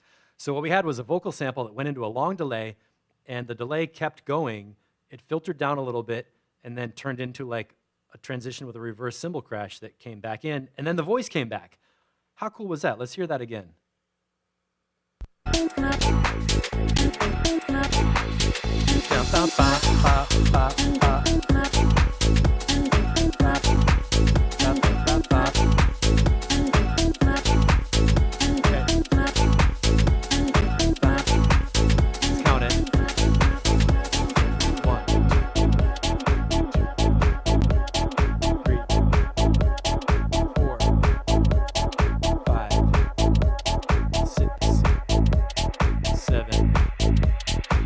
On 8, vocal come back in. So we just had an 8-bar delay taking us.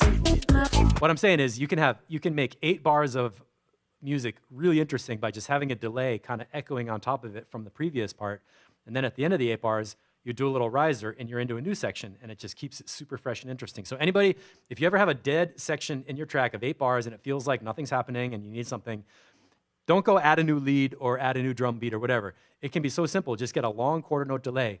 Whatever is happening right before that empty 8 bars, throw it into the delay with a send knob, put your delay on a return, put up the send, get some sound like something from the mid-range. It's like cop, cop, cop, and just have it echo, let the delay filter down with like, you know, a filter after the delay or one of the filters built into like echo or, you know, filter delay or something.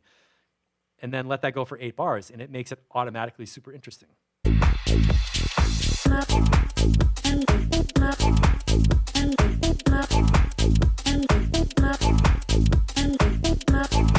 All right, we got some mind bender tips on these top loops. When using a lot of loops, try to EQ them a bit differently, because lots of loops from packs are way too much hi-fi, and adding them on top of each other adds way too much high-end.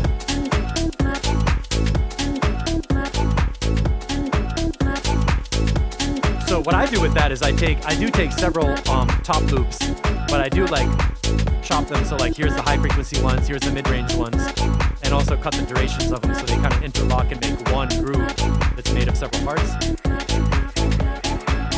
There's some more delay.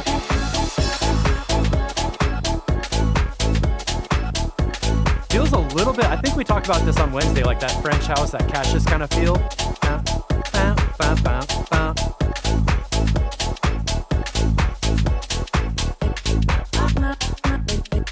I really like how the vocal delay is working to keep the track cruising.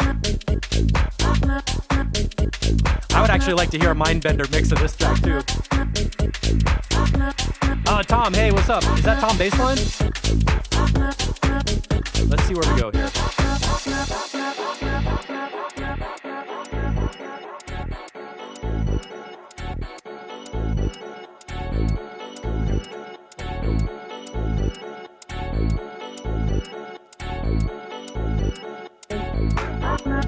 Coming back for one more section of beats. 6-minute track, nice length. Arrangement is great. Everything is interesting about it. Mix could maybe use a couple things with the drum loops getting like, not so all of them are so bright, but. And it makes me feel happy. I'm just like, yeah, like a nice up and down.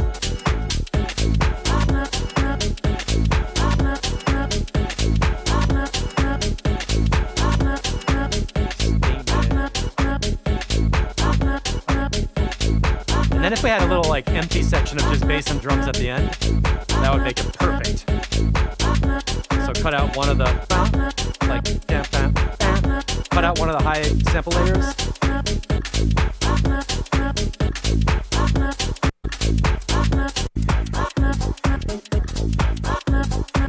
There it is.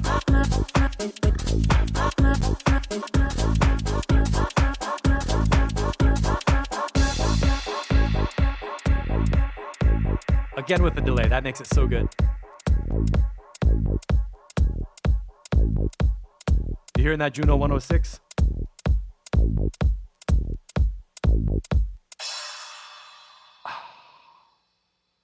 With the filter going on the cymbal crash. That's a great track. You could tweak the high-end mix a little bit and maybe cut out a little bit of the sample from at the very ending section. Can I pin it down? Where did we first hear that? Yeah. Ba, ba, ba, ba. That kind of sound. At the very end of the song, ba, ba, ba, ba, that sample, you could cut that out in this ending section and give us more of like a low bass and drums groove with just the vocal. If you want to subtract one element and make it less busy at the end. I'm a big fan of bass and drums dub jams at the end of a track. Not dub meaning reggae, but dub meaning dubbed out. Layers muted and stuff. Tom got a dog.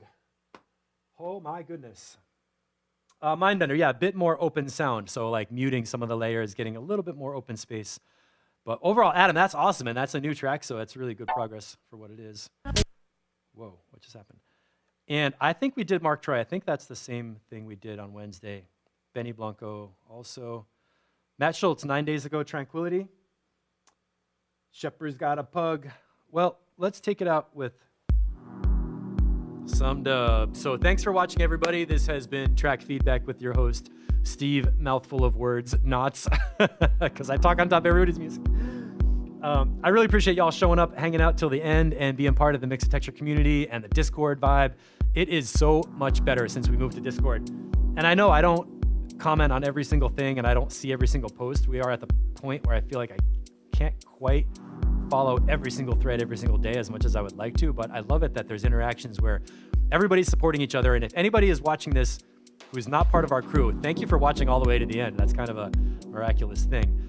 Let me screen share a little bit and show you what I'm talking about. So here is the Discord server. And if you don't know, Discord is a whole separate program that you download and open up on your computer, just like Skype or Zoom or WhatsApp on your phone or something like that. And the cool thing about it is that it gives us all the connections of posting, commenting, chatting, private messages, and video chats, kind of like on Facebook, but it's in a whole other program with no ads, no distractions. And once you click into the Mixotexture server, which is like our kind of site on Discord, then you can find all these other people doing all this other stuff. So we've got the music production channels where people are doing general talk, production talk. Ian Waters is sharing some sound design tips. We've got a section for Ableton effects and stuff and live sets and plugin discounts. All that cool stuff that people want to talk about is organized in channels. These are on the left called channels.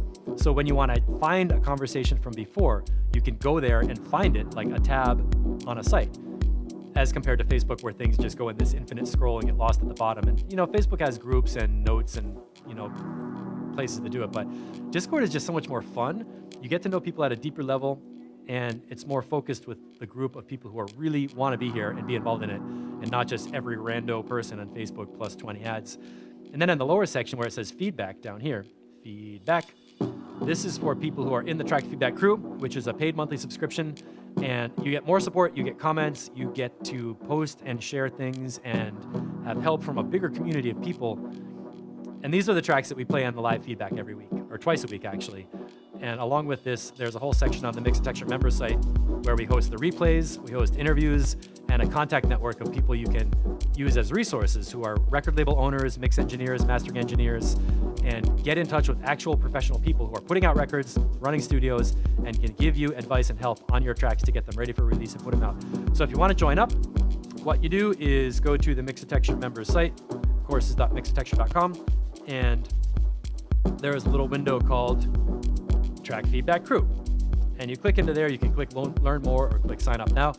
And it's a low monthly subscription that gives you motivation and support and tons of encouragement from a really, really awesome crew of people to get your music ready for release so you can publish your tracks, put them up on Beatport, feel good about it, play them in your sets, share them with people, and even share them to other DJs and be confident that when they drop your track, it's going to sound as good as other pro mixes. And that's what it's really all about, is getting your music out there to other people where you can just hear them and feel that they're enjoying it. That's what I like about this whole thing. That's what she said. What are you guys talking about? Labrador Retriever something. So that's going to be it for me for right now. Watch out for the Mindbender replay. Morton, if you're watching, I'm going to send you a private link to the interview so you can review it before I make it public. I'll try and get that to you like today or tomorrow. I think you'll be able to approve it. And then we're going to share the Mindbender interview. We got some more new releases coming out on Monday. And I guess we're going to have to open a channel about dogs. If you have any questions, drop a comment in YouTube, or you can always email me, steve@mixandtexture.com. Yep. For sure. So as always, you know what I'm going to say next. It's time for Steve-O to get out on the bike, go for a little bike ride. So thanks for watching, everybody. I so much enjoy these weeks. They're the high point of my week, and I get so inspired to take what we're doing, use it in my own music, and brush it up. So let's look for that. Oh, I forgot to play my track. Hold on a second. Pause. Speaking of weird music and vocals, started this track called The Good Shit. And I was just doing this as I was making a mix template, and I just wanted to have some loops in there to check my reverb. So I took the synth loop, put in a kick drum, put in like 1 or 2 drum loops, and a bass line. And got this little groove going. And I added a vocal of saying some funny stuff. And there's this one blippy 8-bit kind of lead. Ticka, ticka, ticka, ticka.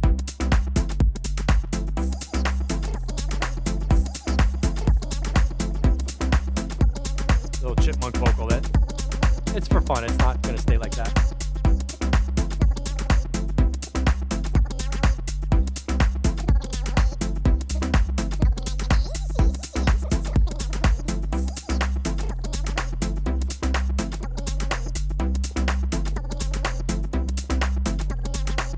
And this is just a dub mix playing with the layers, not really a formal arrangement yet.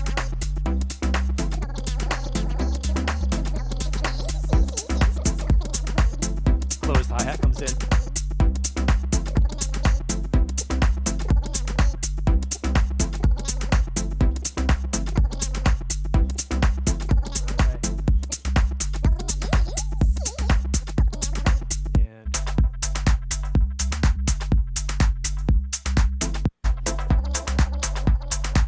Playing with a delay. All right, I'm going to work on this one and get another arrangement done for Wednesday. Thanks for watching, everybody. Click in the end button. Stop talking about Halo dog growls.